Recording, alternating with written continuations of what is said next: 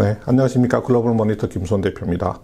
자, 최근에 여러 가지 원자재 가격이 오르면서 그 원자재 기업들에 대한 관심이 많이 높아지고 있죠. 주가도 조금 움직이는 것 같고요. 그래서 제가 오늘 이번 시간에는 정유업종하고 비철금속업종 두 가지를 골라서 SOE라고 비철금속업종 중에서는 고려아연하고 풍산의 기본적인 손익 구조에 대해서 조금 설명을 드리겠습니다. 여러분들이 정보사 리포트를 본다든지 아니면 회사에서 제시하는 IR 자료를 본다든지 아니면 여러 가지 참고될 만한 자료를 보실 때 기본적으로 이 정도 내용은 이 회사들에 대해서 이 정도의 좀 지식은 좀 가지고 있는 게 그런 리포트라든지 IR 자료라든지 아니면 참고 자료를 해석하시는데 상당히 도움이 되기 때문에 너무 깊숙하고 어려운 내용보다는 회사를 분석하고 전망하는 데 있어서 꼭 알아야 될 기본적인 내용들을 좀 몇 가지 말씀을 드리도록 하겠습니다.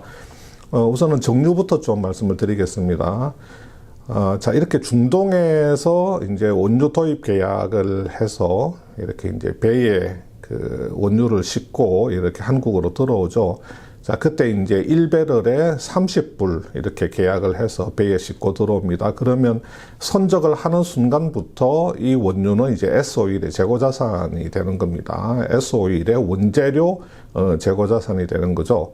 근데 이렇게 이제 한 달 정도, 대략 한 달 정도 이렇게 배에 싣고 와야 되는데 그 와중에 국제 유가가 변해서 1배럴의 국제 유가가 $50가 되었다. 그러면 이렇게 이야기하죠. S-오일이 재고자산 평가 이익으로 $20를 받구나. 그래서 $20만큼의 영업이익이 증가한다. 이렇게 이야기를 하죠. 그러면 이건 결론적으로 이 이야기는 무슨 이야기냐면 자, 유가가 오르면 그 오른 차액만큼을 평가 이익으로 봐서 영업이익이 커지고 또 유가가 오르면 일반적으로 정제 마진이 확대된다고 하니 또 정제 마진이 또 커져서 영업이익이 좋아지고 그러니까 유가 차익하고 또 정제 마진 확대로 인해서 영업이익이 무지무지 커지겠구나 이런 식으로 생각을 할 수가 있습니다. 그런데 사실은 그게 그렇지가 않습니다. 만약에 이 유가의 변동을 계속해서 오르면 이익, 내리면 손실 이렇게 반영을 한다고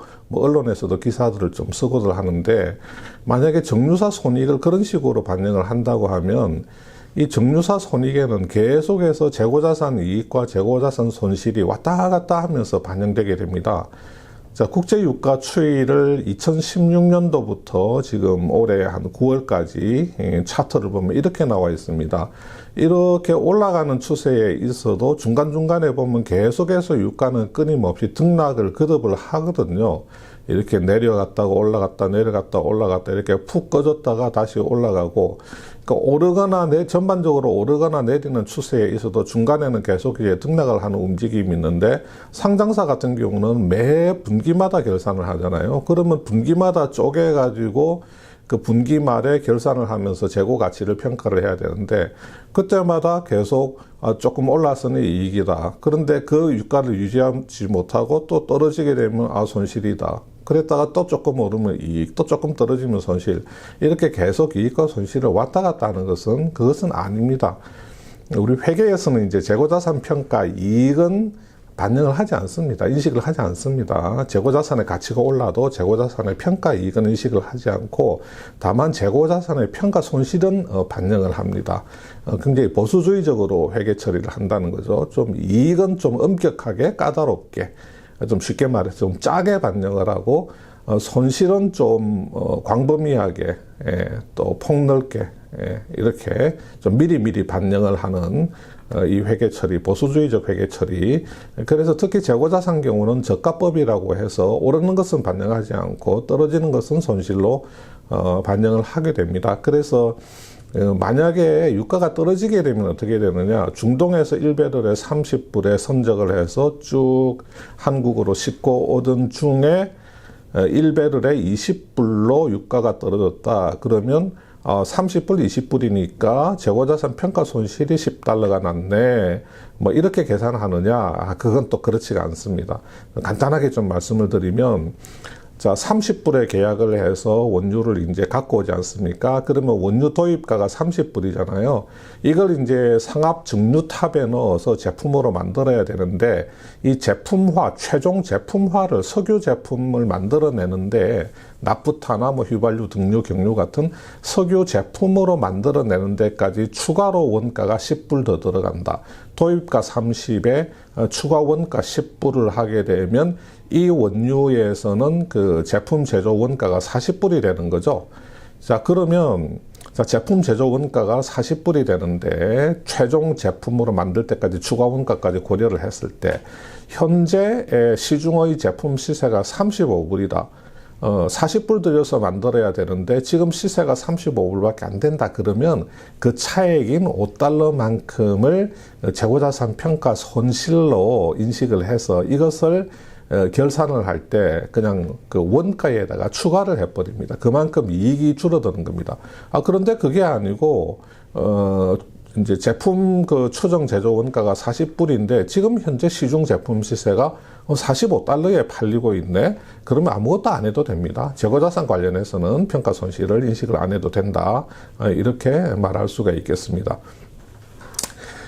자, 이제 정유사의 수익성은 제일 중요한 건 정제 마진이죠. 물론 정유사는 환율이 굉장히 중요합니다. 이제 기름을 이제 수입하고 정제를 해서 또 수출을 엄청나게 많이 하기 때문에 이 환율이 도입하는 유가, 거기에도 영향을 미치는 거고, 뭐, 정제 마진이라든지 수출가에도 영향을 미치기 때문에, 환율의 변동이 뭐, 정유사의 수익성에 영향을 이제 미치지만, 그것은 뭐, 너무나 당연한 이야기고, 기본적으로 정유사의 수익성은 정제 마진이라고 하는 것이 결정을 하게 되는데, 정제 마진이라고 하는 것은 그 석유 제품 판매 가격에서 뭘 빼주냐면요. 그 도입한 원유 가격에다가 이제 그 정제 설비 운영비 그리고 물류비 이런 것을 빼주는 값, 그게 이제 정제 마진이 되는데 되게 한 4달러는 조금 넘어야지 그 BEP 손익분기점이 된다. 정제 마진이 그렇게를 이야기를 하죠. 자, 석유 제품의 수요가 강해지면 그 원유에 대한 수요가 늘기 때문에 유가도 강해집니다. 그러니까 일반적으로 유가와 석유 제품 가격은 커플링 되는 효과가 있다는 거죠. 그래서 이제 우리가 흔히 그냥 유가가 오르면 석유 제품 가격도 오른다라고 말하는 게 이런 커플링이 나타나는 게 석유 제품의 수요가 강해지면 당연히 원재료인 유가의 수요도 강해지고 따라서 제품가와 원재료가가 같이 이제 올라가게 되는 커플링 효과가 나타나게 되는 겁니다. 그래서 이렇게 유가가 지속적으로 오른다고 가정을 해 보겠습니다. 이렇게 유가가 지속적으로 쭉 이렇게 올라갑니다. 자, 그러면 유가가 쭉 올라가니까 석유 제품가는 유가보다도 이제 위에 이렇게 형성이 되겠죠, 그죠? 그런데 이 석유 제품에 투입된 유가 있잖아요. 이 투입된 유가는 요게 요 유가가 아니죠. 이렇게 유가가 오르니까 올라가는 그 유가와 연동해서 석유 제품가는 이렇게 위에 형성이 되는데 이 석유 제품을 만드는데 투입된 유가는 이 지점에 있는 유가가 아니고, 자, 만약에 이 지점에 있는 유가라고 하면 정제 마진은 이렇게 형성이 되겠죠. 뭐 정제 마진은 아무래도 뭐 물류비나 그 설비 운영비도 반영이 되긴 하지만 기본적으로는 석유 제품가와 그 유가와의 차이 뭐 그 정도로 보셔도 크게 무방합니다. 그러면 정제 마진은 이렇게 형성된다고 볼 수 있는데 사실은 이 석유 제품을 만드는 데 들어가는 유가는 적어도 한 달쯤 전에 도입한 이 그 유가거든요. 배에 싣고 한 달 정도 들어와서 그 유료 저장 탱커에 들어가서 이렇게 대기하고 있다가 이제 나중에 그 상압 증류 장치에 들어가서 제품화가 돼서 나오는 거거든요. 그러니까 석유 제품은 이렇게 유가가 오름세에 있어서 이렇게 높게 형성이 되어 있는데 이 제품을 만드는 데 투입된 원가는 적어도 한 달 이상 전에 도입한 유가 이것이기 때문에 정제 마진은 이 짧은 막대기가 아니고 이렇게 긴 막대기처럼 이렇게 형성이 되는 겁니다.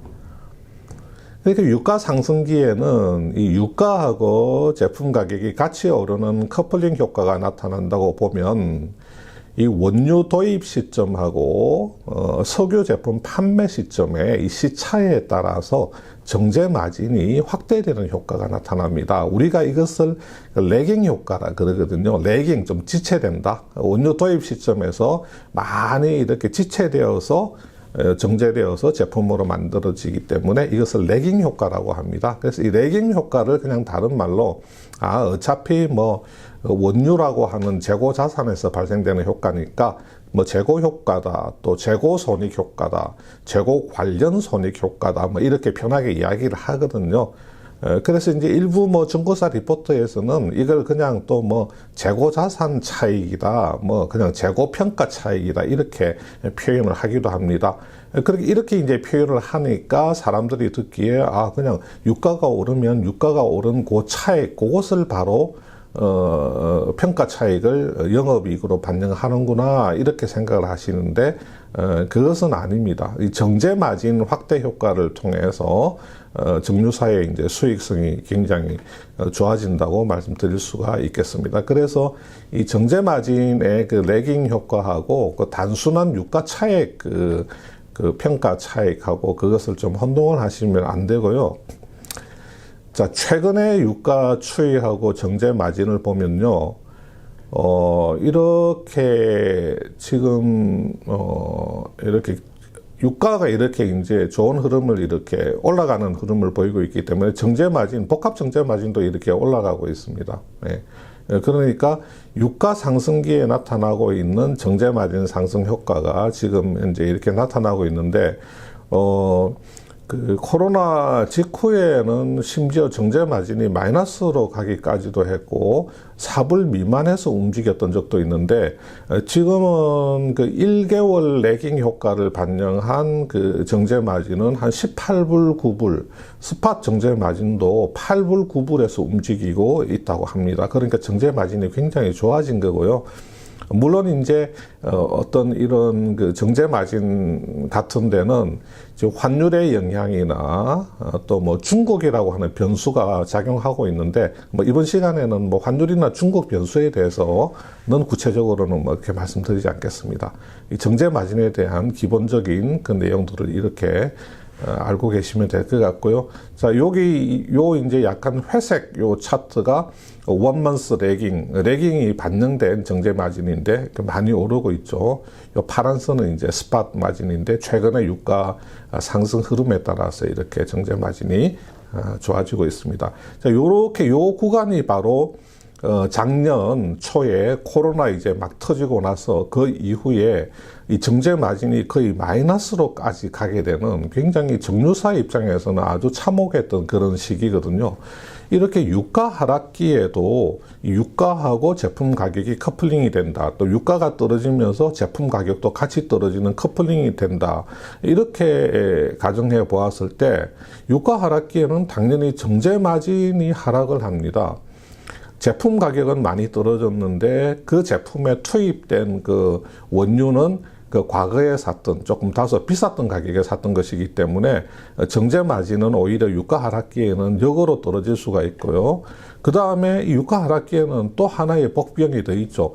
자, 재고자산은 평가 손실은 인식한다고 했기 때문에 경우에 따라서는 재고자산 평가 손실까지도 반영되어서 이것이 원가에다가 반영이 되기 때문에 정제마진 하락분에다가 재고자산 평가 손실 하락분까지 이렇게 작용해서 정유사의 수익성이 아주 크게 나빠지는 그런 상황에 들어갈 수가 있는 겁니다. 물론 이제 뭐 유가가 오르면 정제 마진이 늘 좋아지고 유가가 떨어지면 정제 마진이 늘 나빠지는 것은 아닙니다. 이 정제 마진하고 유가와의 관계는 디커플링, 서로 조금 다르게 움직이는 경우도 들어 있기도 하고요. 전반적으로는 같이 움직이는 경향이 좀 강한 편입니다.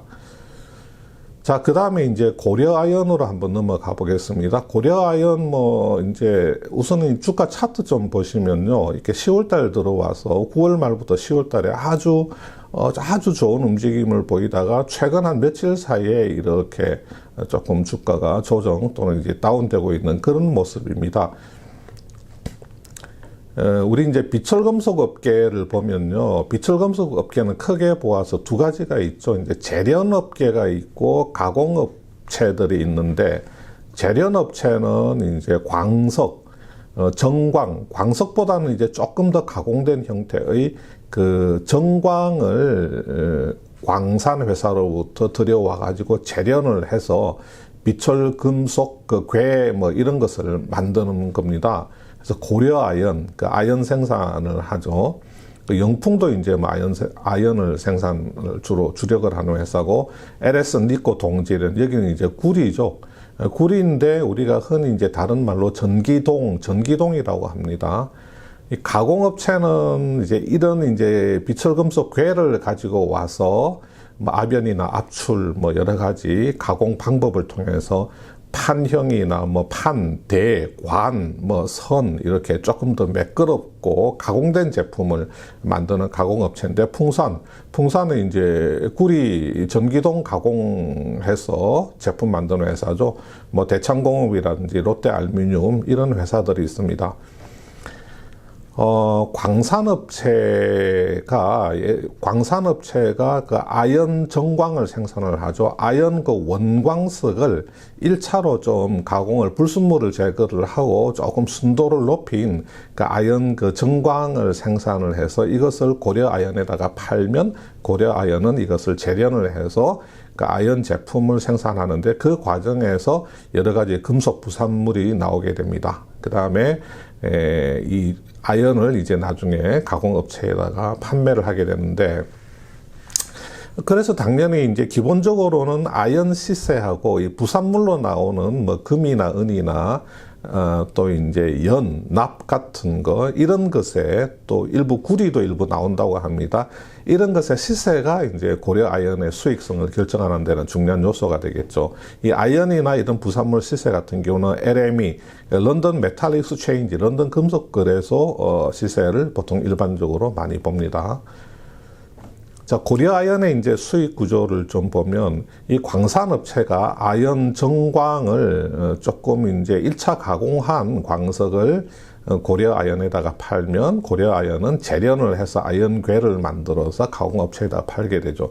그러면 가공업체가 이제 그 대금을 LME 가격 기준으로 이렇게 지급을 하면, 고려 아연은 이제 광산업체에다가 정광 대금을 주는데, 재련 수수료를 뺀 금액을 주게 됩니다. 이 재련 수수료를 TC라고 일반적으로 이야기하거든요.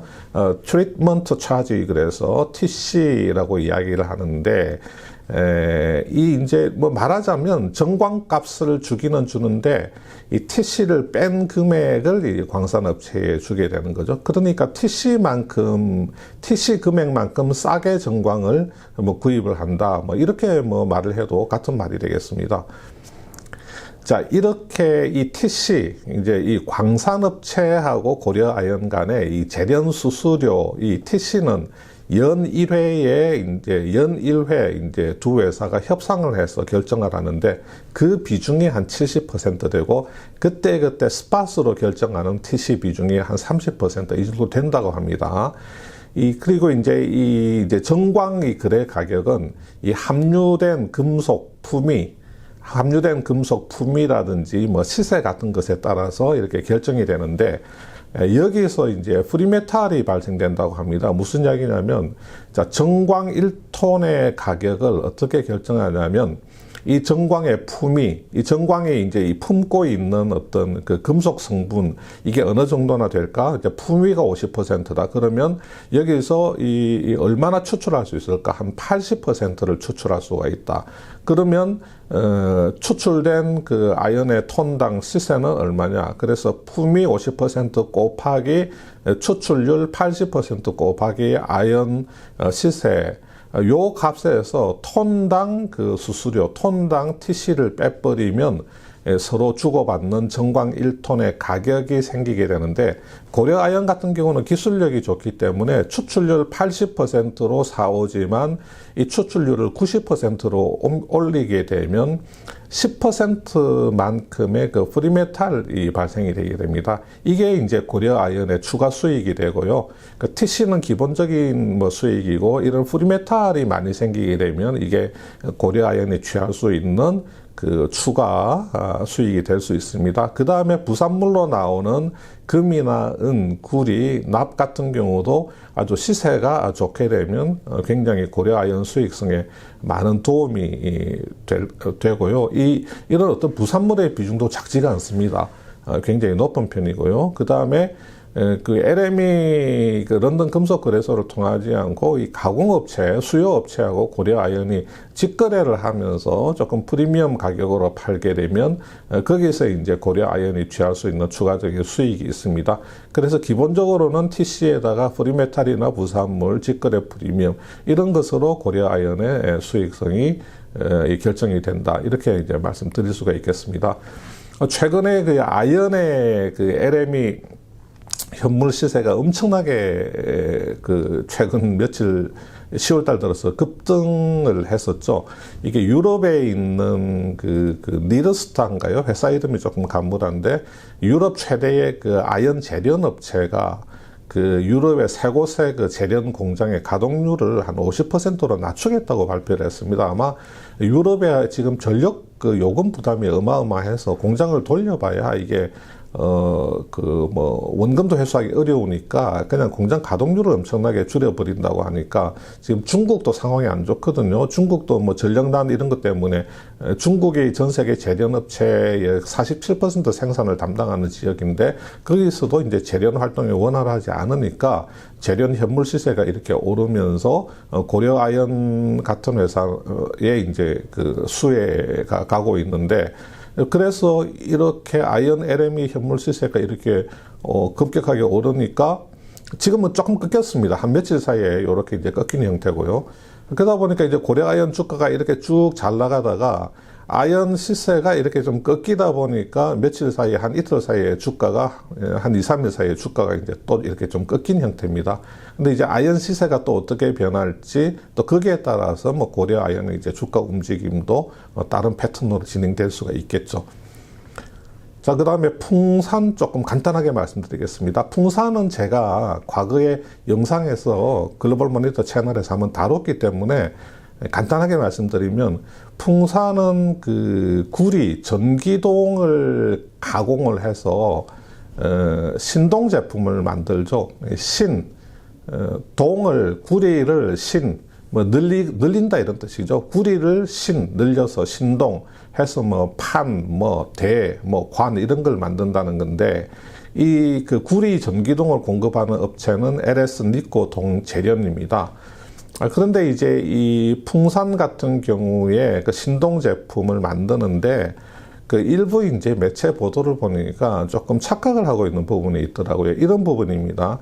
자, 풍산은 당연히 이제 전기동을 원재료로 해서 창고에 전기동 재고를 쌓아두는데 전기동 가격이 오르면 재고자산 차익이 발생해서 그게 고스란히 영업이익으로 잡힌다. 이건 아닙니다. 제가 아까 정리해서 말씀드린 것처럼 이 신동 제품의 판매 가격은 그 LME의 전기동 그 시세에다가 롤 마진을 붙여서 그렇게 결정을 합니다. 그런데 요 LME의 전기동 가격이라고 하는 것은 그 전달의 LME 시세 평균으로 하는 거거든요. 그러니까 전달 LME 전기동 그 평균 가격에다가 롤 마진을 붙이는 게 이게 신동 판매 가격으로 결정이 되는 겁니다. 그러면 이제 만약에 전기동의 시세가 쭉 올라가는 그 기간에 한번 볼게요.